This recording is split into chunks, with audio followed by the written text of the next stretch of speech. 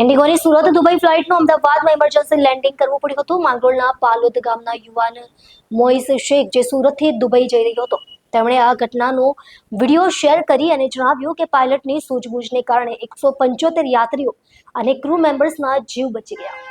Indigo એરલાઇન્સની સુરતથી Dubai જતી ફ્લાઇટને તકનીકી ખામીને કારણે અમદાવાદના સરદાર વલ્લભભાઈ પટેલ આંતરરાષ્ટ્રીય એરપોર્ટ પર ઇમરજન્સી લેન્ડિંગ કરવું પડ્યું હતું. આ ઘટનામાં ફ્લાઇટમાં સવાર સમેત 175 લોકો સુરક્ષિત રીતે ઉતરી શક્યા હતા. ઘટનાના સાક્ષી રહેલા માંગરોળ તાલુકાના પાલોદ ગામના યુવાન મોઇસ શેખે આ સમગ્ર ઘટનાનો વિડીયો રેકોર્ડ કરીને શેર કર્યો હતો. તેઓ સુરતથી દુબઈ જવા માટે આ જ ફ્લાઇટમાં મુસાફરી કરી રહ્યા હતા. મોઇસ શેખે તેમની સોશિયલ મીડિયા પોસ્ટમાં જણાવ્યું હતું કે ફ્લાઇટ ઉડાન ભર્યા થોડી જ વાર થઈ હતી કે એન્જિનમાં કોઈ તકનીકી ખરાબી આવી હતી. પાયલટે તુરંત જ પ્રક્રિયા શરૂ કરી હતી અને સૌને શાંત રહેવાની અપીલ કરી. પાયલટની સમયસર અને યોગ્ય કાર્યવાહીના કારણે જ આજે અમારા જેવા 175 લોકોના જીવ બચી શક્યા છે. એરપોર્ટના અધિકારીઓએ જણાવ્યું હતું કે ફ્લાઇટને સલામતીને ધ્યાનમાં રાખી તુરંત જ નજીકના એરપોર્ટ પર ઉતારવાનો નિર્ણય લેવાયો હતો. લેન્ડિંગના સમયે એરપોર્ટ પર રેસ્ક્યુ અને ફાયર ફાઇટિંગની તમામ તૈયારીઓ કરવામાં આવી હતી. ઇન્ડિગો એરલાઇન્સે આ બાબતે જાહેરાત કરીને પાયલટ અને તેમની ટીમની પ્રશંસા કરી છે અને સૌ યાત્રીઓની સુરક્ષિત લેન્ડિંગ માટે ખેદ વ્યક્ત કર્યો છે. ઘટનાના કારણોની તપાસ શરૂ કરવામાં આવી છે. યાત્રીઓને બદલીની ફ્લાઇટ દ્વારા તેમની મંજિલ પર પહોંચાડવામાં આવ્યા છે. ગુડ મોર્નિંગ દોસ્તો, તારીખ 28 ઓગસ્ટ 2025 સુરતથી ઇન્ડિગોની 6E1507 નંબરની ફ્લાઇટ સુરત માટે જાય છે, જેમાં 175 પેસેન્જર સવાર હોય છે અને આ ફ્લાઇટ સુરતથી દુબઈને બદલે અમદાવાદ આવીને અર્ધ વચ્ચે ઊભી રહી જાય છે, જેનું રીઝન છે ટેકનિકલ ખામી. હું તમને વિસ્તારથી જણાવીશ કે શું પ્રોબ્લેમ થયું હતું.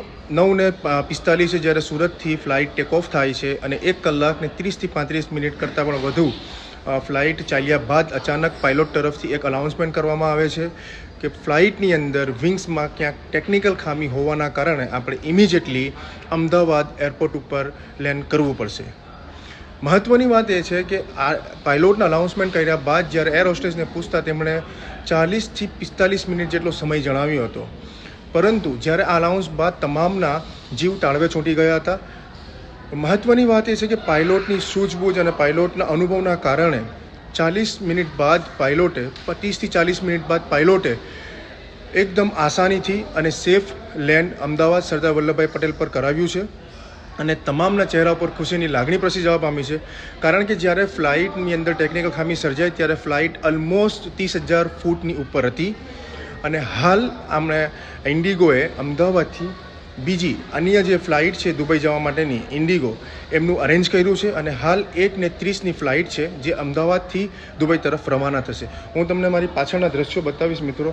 આ જે લાઇન છે તમે જોઈ શકો છો, જે તમામ પેસેન્જરો છે હાલ તમને દેખાઈ રહ્યા છે એ બીજી ફ્લાઇટમાં બેસવા માટે તૈયાર છે અને હાલ 1:30 આ ફ્લાઇટ ટેક ઓફ થશે.